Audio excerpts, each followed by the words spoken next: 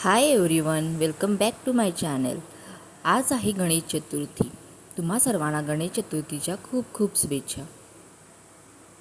सगळीकडे आनंदाचे वातावरण होते. सगळ्यांच्या चेहऱ्यावरती गणपती बाप्पांना घरी नेण्याचा आनंद दिसत होता. ढोल ताशांचा गजर सगळीकडेच होत होता. रोडवर गर्दी होती, त्यामुळे आम्ही गाडी लांबच लावली आणि चालत पुढे निघालो. गणपती बाप्पा मोरया, मंगलमूर्ती मोरया. कानावर फक्त एवढंच ऐकू येत होतं. जिथे आम्ही गणपती ठरवला होता ना, तिथे आम्ही पोचलो. गणपती बाप्पांना घरी नेण्याची उत्सुकता जेवढी आम्हाला होती, त्याच्यापेक्षा जास्त वियांशला होती. पण त्याचवेळी वियांश नेमका झोपला होता.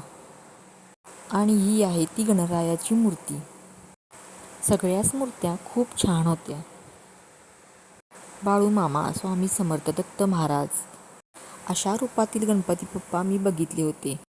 पण ह्या रूपातील गणपती बाप्पा मी पहिल्यांदाच बघत होते आणि मी बघतच बसले. ते टोपडं, दुधाची बॉटल, तो ड्रेस खूप छान दिसत होता. मग आम्ही मूर्ती घेतली आणि गणपती बाप्पा मोरया असं म्हणत घरी निघालो.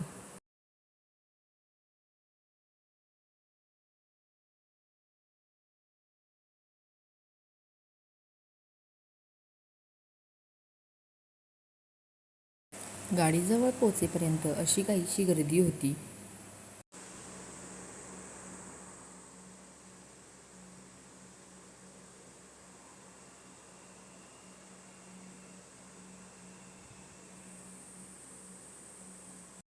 फायनली आम्ही गाडीत बसलो आणि वियांश उठला. नेहमीप्रमाणे त्याचा दंगा सुरूच होता. थोडं सामान घ्यायचं होतं, हार, फळे या गोष्टी घेत घेत आम्ही घरी पोचलो.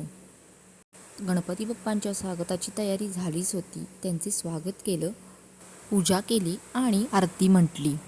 आरतीसाठी सगळे एकत्र जमले होते.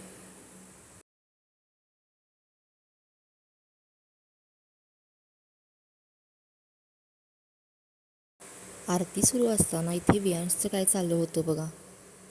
आरती केली, नैवेद्य दाखवला, सगळ्यांना प्रसाद वाटला.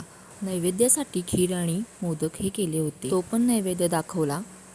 तुम्हाला माझा हा ब्लॉग कसा वाटला ते कमेंट करून मला नक्की सांगा. आवडला असेल तर लाईक करा, शेअर करा आणि चॅनेलला सबस्क्राईब करा. तर पुन्हा भेटू पुढच्या ब्लॉगमध्ये. तोपर्यंत बाय.